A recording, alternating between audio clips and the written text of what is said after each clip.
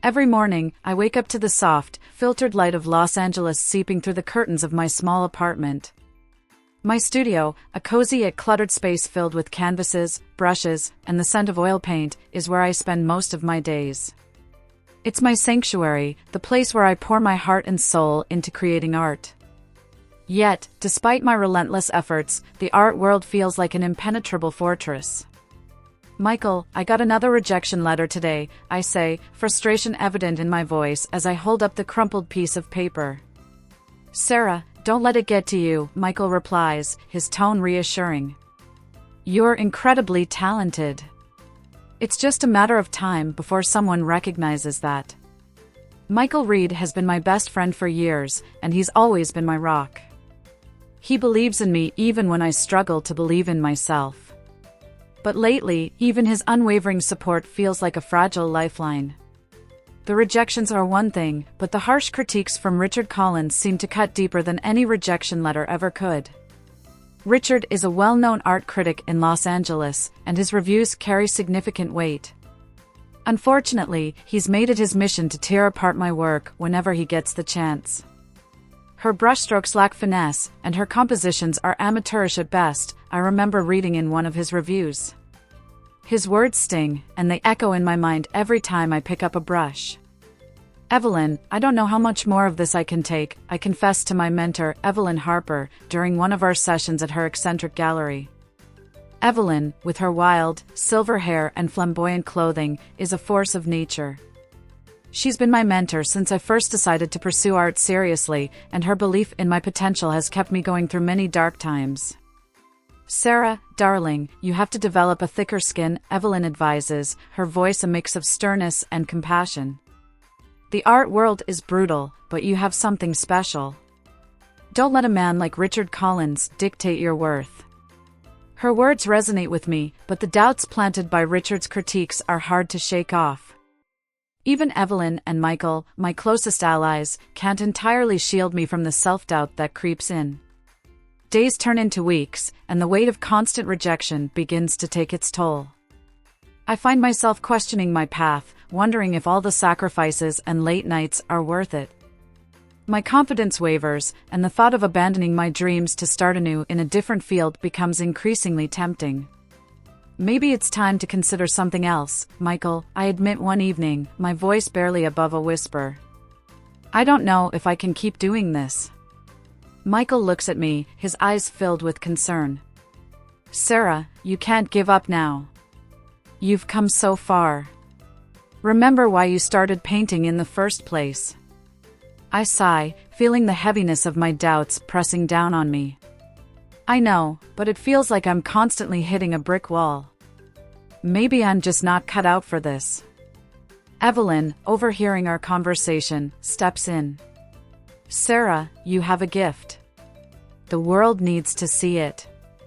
Don't let fear and doubt rob you of your destiny." Despite their encouragement, the struggle continues to weigh heavily on my shoulders. Each day in the studio becomes a battle between my passion for art and the overwhelming fear of failure. The dream of becoming a renowned painter seems to slip further out of reach with each passing day. One particularly disheartening afternoon, after another round of rejections, I find myself staring at a blank canvas, paralyzed by the fear of inadequacy. The phone rings, breaking the silence. It's Michael. "Sarah, you won't believe this," he says, his voice filled with excitement. "I just got a call from a guy named Jonathan Price. He's a renowned art collector, and he saw one of your paintings at that little cafe downtown. He wants to meet you." I feel a flicker of hope ignite within me. Could this be the breakthrough I've been waiting for?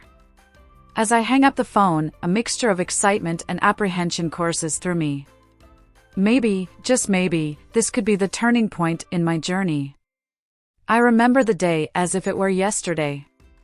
I was sitting in my tiny, cluttered studio in Los Angeles, contemplating whether or not to give up on my dream of becoming a renowned painter. My heart felt heavy with disappointment and self-doubt. The harsh words of Richard Collins, the influential art critic who seemed to take pleasure in belittling my work, echoed in my mind. Even my best friend Michael and my eccentric mentor Evelyn had begun to show signs of silent concern about my future in the art world. "Maybe it's time to consider other options, Sarah," Michael had said gently one evening, trying to mask his worry. "You have so much talent, but this industry can be incredibly unforgiving." Evelyn, with her wild hair and colorful scarves, had simply looked at me with sad eyes. "Sometimes, the universe has a way of testing us, my dear. But don't let one man's opinion define your worth." I knew they meant well, but their words only deepened my sense of despair. I had poured my soul into my art, and the constant rejections were like daggers to my heart. Just when I was on the brink of abandoning my passion, something extraordinary happened. It was a sunny afternoon, and I had left a few of my paintings at a quaint little cafe downtown, hoping to catch the eye of some passerby. Little did I know that this unassuming cafe would become the stage for a life-altering moment. Jonathan Price, a renowned international art collector, happened to stroll into the cafe that day. As he sipped his coffee, his gaze fell upon one of my paintings hanging modestly on the wall. Intrigued, he approached the cafe owner. "Who is the artist behind this piece?" Jonathan asked, his eyes never leaving the painting. The owner, a kind elderly woman, smiled and replied, "That would be Sarah Thompson. She's a local artist. Her studio is just a few blocks away." Jonathan wasted no time. He left the cafe and made his way to my studio. I was startled by the knock on the door, not expecting any visitors. When I opened it, I found a distinguished-looking man with an air of authority standing there. "Good afternoon. My name is Jonathan Price," he introduced himself. "I recently came across one of your paintings at a cafe nearby, and I must say, I am thoroughly impressed." I was taken aback, unsure of how to respond. "Thank you, Mr. Price. That means a lot coming from someone like you." He stepped into my studio, his eyes scanning the various canvases scattered around. "I'd like to discuss the possibility of purchasing several of your works and organizing an exclusive exhibition to showcase your talent." My heart raced. Could this be real? Was I dreaming? "Are you serious?" I asked, my voice trembling with a mix of excitement and disbelief. "Absolutely," Jonathan replied with a reassuring smile. "Your work deserves to be seen by the world." Over the next few weeks, Jonathan bought several of my paintings and began planning the exhibition. The news spread like wildfire, and suddenly, the name Sarah Thompson was on everyone's lips. Critics and gallery owners who had previously dismissed me were now eager to see my work. Michael and Evelyn were ecstatic. "I knew you had it in you, Sarah," Michael exclaimed, giving me a tight hug. Evelyn, with tears in her eyes, said, "This is just the beginning, my dear. The world is finally recognizing your brilliance." However, not everyone was convinced. Richard Collins, the critic who had always undermined me, was skeptical of my sudden rise to fame. "This is nothing but a fluke," he sneered in a review. "Sarah Thompson's success is a facade, and I intend to prove it." Despite his attempts to discredit me, I felt an overwhelming sense of validation and joy. The exhibition was a resounding success, and for the first time, I felt like my dreams were within reach. As I stood in the gallery, surrounded by admirers and well-wishers, I realized that the journey had only just begun. With Jonathan's support and the unwavering belief of Michael and Evelyn, I was ready to face whatever challenges lay ahead. This unexpected discovery had reignited my passion and given me the strength to continue pursuing my dream, no matter what obstacles came my way. As I began to gain international recognition, thanks to Jonathan's unwavering support, my life took a whirlwind turn. The once small, cluttered studio in Los Angeles seemed worlds apart from the grand galleries and exhibitions I now found myself a part of. My paintings were being spoken of in the same breath as the greats, and collectors from New York, Paris, and Tokyo were eager to acquire my work. It felt surreal, but with every accolade came an ever-growing pressure. "Sarah, your work is simply breathtaking," Jonathan said during one of our many meetings. "The world is finally seeing what I've always believed, that you are a true visionary." His words were a balm to my soul, yet the shadow of Richard Collins loomed large. Despite the widespread acclaim, Richard's insidious whispers and veiled criticisms continued to haunt me. He would often write scathing reviews, filled with backhanded compliments, making me question the authenticity of my achievements. "Do you think he's right, Michael?" I confided in my best friend one evening over dinner. "Maybe I am just a fluke, a passing trend." Michael looked at me with a mix of frustration and empathy. "Sarah, you've worked tirelessly for this. Don't let one bitter critic undermine everything you've accomplished. His opinions are not the gospel truth." Evelyn, my eccentric yet wise mentor, echoed Michael's sentiments. "Richard Collins is nothing more than a parasite, feeding on the insecurities of others. Your art speaks for itself. It has depth, emotion, and originality, qualities that cannot be fabricated." Despite their reassurances, the seeds of doubt planted by Richard's persistent undermining were hard to shake off. Every new exhibition, every interview, I found myself second-guessing my worth. The pressure to live up to my newfound fame was immense, and the fear of being exposed as a fraud gnawed at me. One particularly memorable moment was during an exhibition in Paris. As I stood amidst my paintings, watching the crowd's reactions, I overheard a conversation that sent chills down my spine. "Isn't she the one that Collins claims is overrated?" one critic whispered to another. "I've heard he thinks her success is nothing but clever marketing." I rushed to the balcony for air, my heart pounding. It was as if Richard's words were a noose tightening around my neck. "Sarah, are you all right?" Jonathan found me moments later, concern etched on his face. I took a deep breath, trying to steady myself. "It's just, sometimes it feels like no matter how far I go, his shadow follows me. I'm scared that one day, everyone will see me the way he does." Jonathan placed a reassuring hand on my shoulder. "Listen to me, Sarah. Richard Collins is a dinosaur, clinging to outdated notions of what art should be. You are breaking new ground, and that terrifies him. Your work is your truth, and that's something no critic can take away from you." His words reignited a spark within me. I realized that my journey was not just about proving Richard wrong, but about staying true to my passion and vision. The road to stardom was fraught with challenges, but it was also filled with moments of triumph and self-discovery.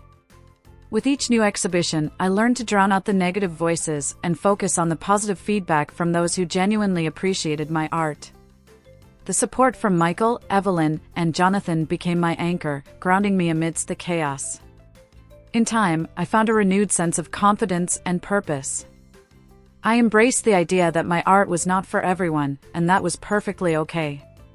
The key was to remain authentic to myself and my creative expression. As I continued to navigate the treacherous waters of fame, I held on to the belief that my journey was a testament to resilience and determination. And no matter what Richard Collins or anyone else said, I knew that I had earned my place in the art world through sheer hard work and unwavering passion. As I stood in the Grand Hall of the Gallery in New York, surrounded by some of the most influential figures in the art world, I felt a mix of exhilaration and anxiety. This was my moment, the culmination of years of struggle and perseverance. The walls were adorned with my paintings, each one a piece of my soul. I could see Michael and Evelyn across the room, their supportive smiles giving me the courage I needed. Jonathan Price, the man who had discovered my work and believed in me when no one else did, was by my side, his presence a calming force.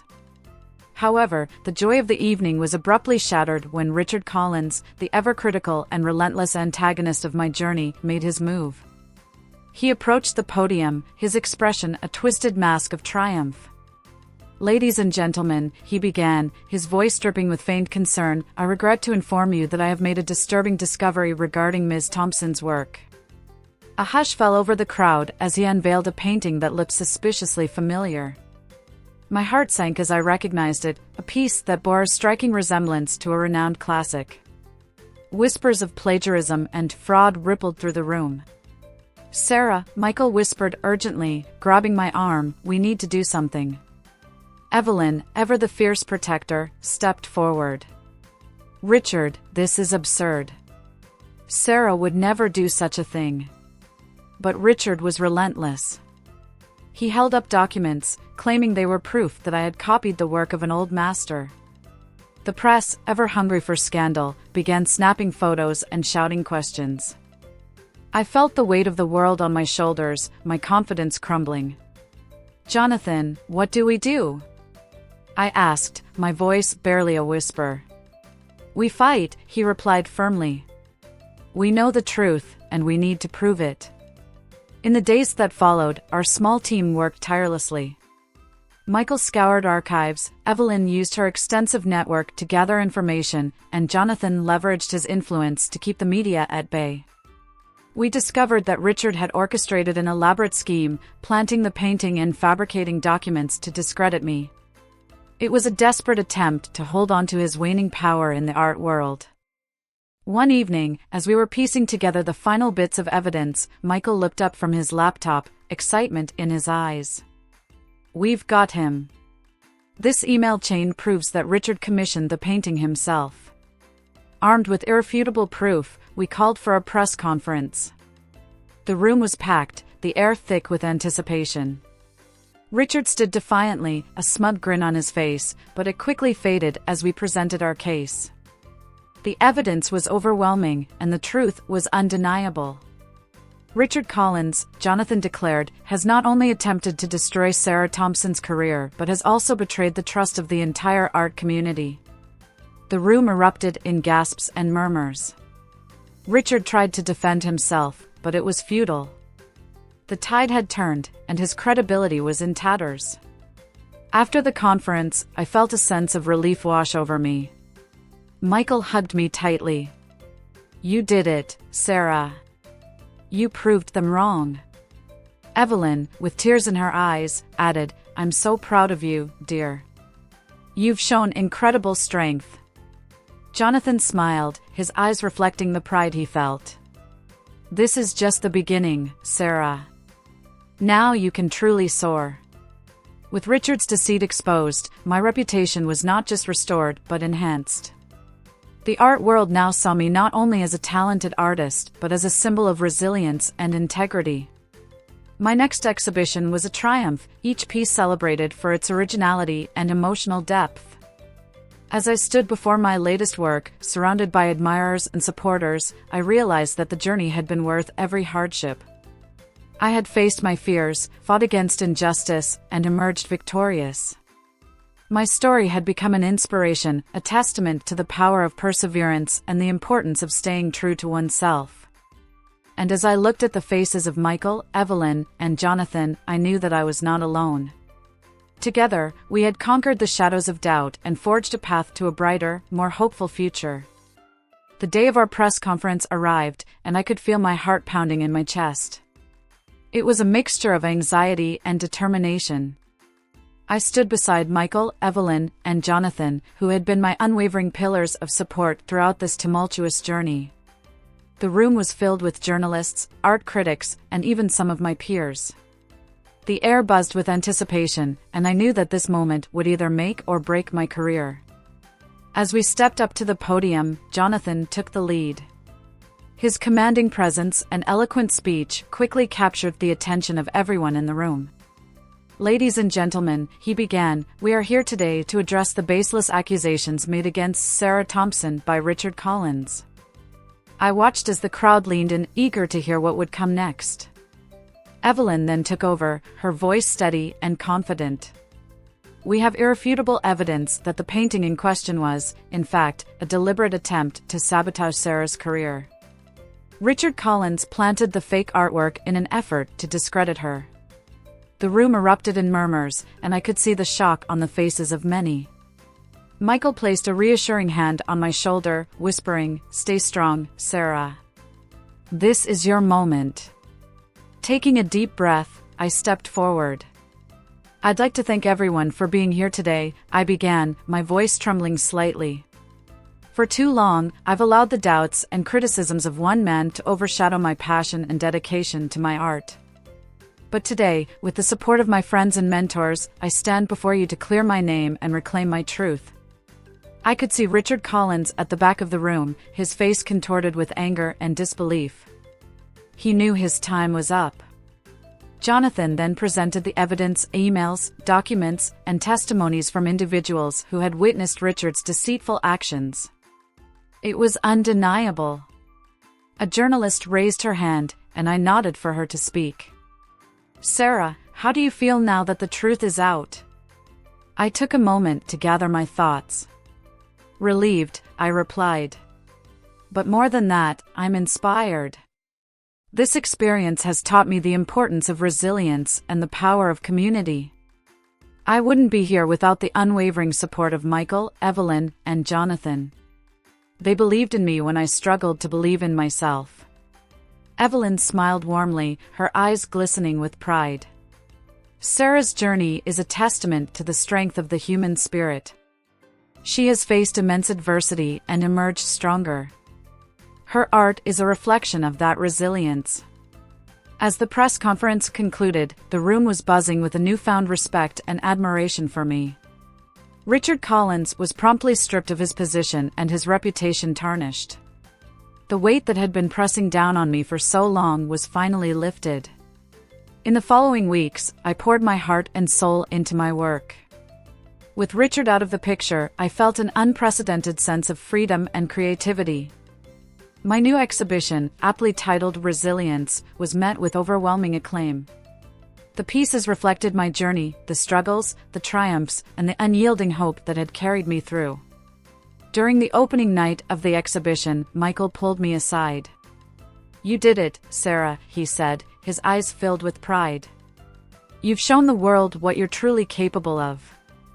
I smiled, feeling a sense of accomplishment wash over me. "We did it, Michael. I couldn't have done this without you." Evelyn joined us, raising a glass in a toast. "To Sarah Thompson, a true artist and an inspiration to us all." As I looked around the gallery, filled with admirers and supporters, I realized that my story had become more than just a personal victory. It was a symbol of perseverance and the importance of staying true to oneself. My journey had inspired others to chase their dreams, no matter the obstacles. In that moment, I knew that I had not only achieved my dream of becoming a renowned artist, but had also touched the hearts of many. And that, I realized, was the greatest victory of all.